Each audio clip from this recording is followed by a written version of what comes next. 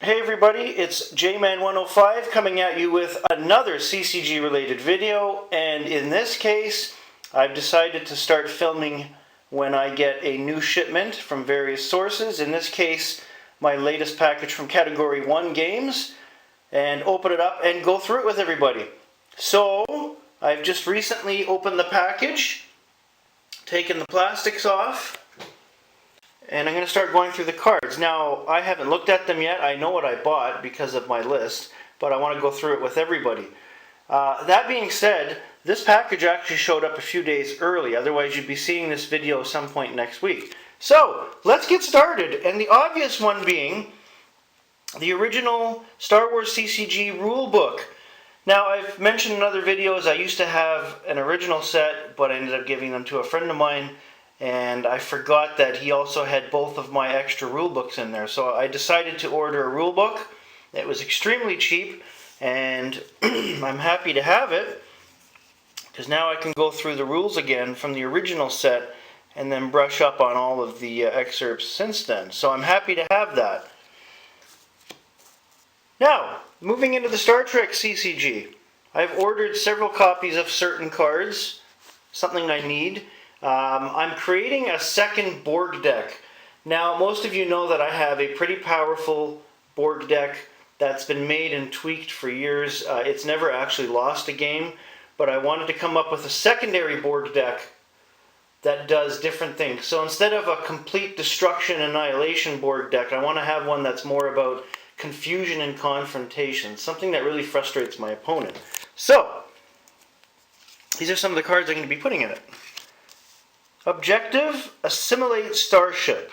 As you know, if you have a Borg deck, you don't gain points on missions, you gain them through objectives.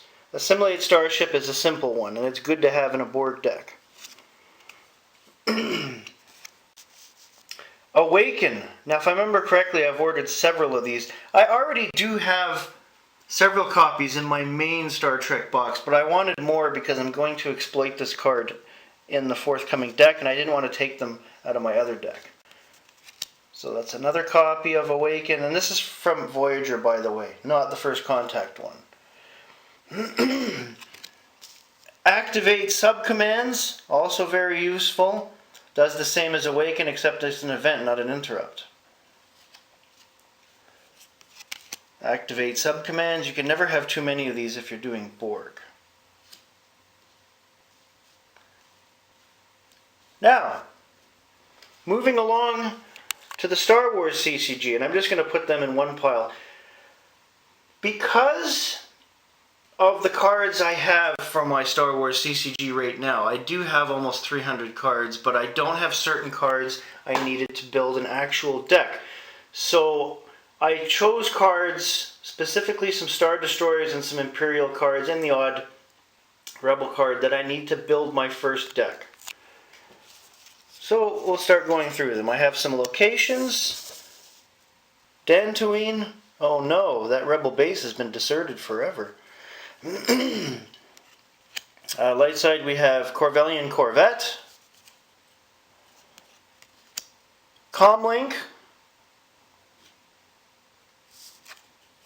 And another copy of Comlink.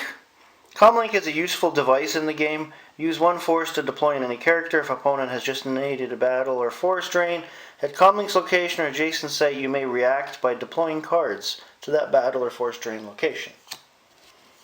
More dark side. Death Star 2, capacitors. So this is going inside the Death Star. I don't actually have the Death Star 2 location card yet. I'm working on that. He was actually out of stock, which is surprising, but that's okay. Lots of time. This is a light side card, by the way. This is Aquarius.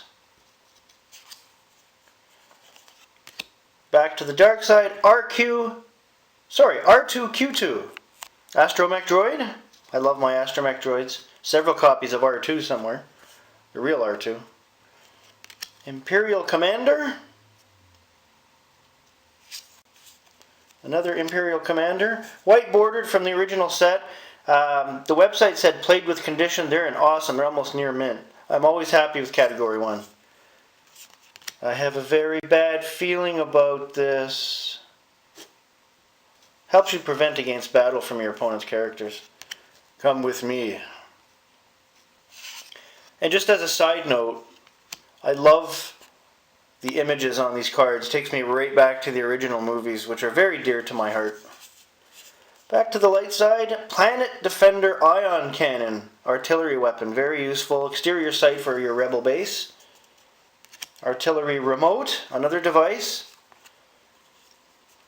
Imperial class Star Destroyer. I believe I ordered 2 of these. This is a capital ship I need to build an Imperial deck. As much as I want to build a Rebel deck, Imperial goes first, sorry. I got 2 of those.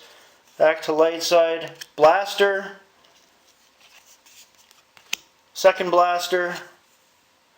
Oh, and here's a random Star Trek CCG card I forgot I ordered. The Traveler, Transcendence. This is a very, very important card in the game. Placed beside any player's draw deck, that player must draw 1 extra card at the end of each turn. Also, while in play, nullifies static warp bubble. Very useful. Back to Star Wars light side. Gold Squadron Y-Wing. Red Squadron X-Wing. Atgar Laser Cannon. Dark Side Lambda Class Shuttle. I always liked the shuttle Tidarian.